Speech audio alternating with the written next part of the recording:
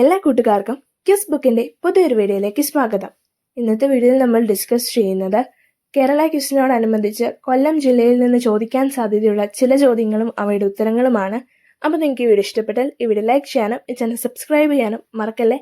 വേണാട് രാജവംശത്തിന്റെ തലസ്ഥാനം ഏത്? കൊല്ലം.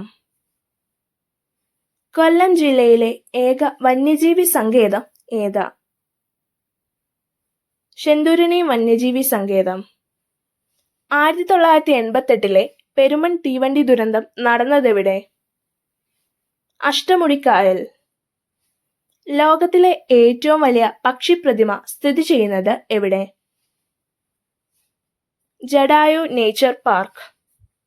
ജടായു നേച്ചർ പാർക്ക് സ്ഥിതി ചെയ്യുന്നത് എവിടെ? ചടയമംഗലം. ജലനഗരം എന്നർത്ഥം വരുന്ന കൊല്ലം ജില്ലയിലെ സ്ഥലം ഏത്? പുനലൂർ. ചുറ്റമ്പലമില്ലാത്ത പരബ്രഹ്മ ക്ഷേത്രം സ്ഥിതി ചെയ്യുന്നത് എവിടെ? ഓച്ചിറ. ഇന്ത്യയിലെ ആദ്യ പോലീസ് മ്യൂസിയം എവിടെയാണ്? സർദാർ വല്ലഭായ് പട്ടേൽ പോലീസ് മ്യൂസിയം, കൊല്ലം. കേരളത്തിലെ ആദ്യത്തെ അബ്കാരി കോടതി സ്ഥാപിച്ചതെവിടെ?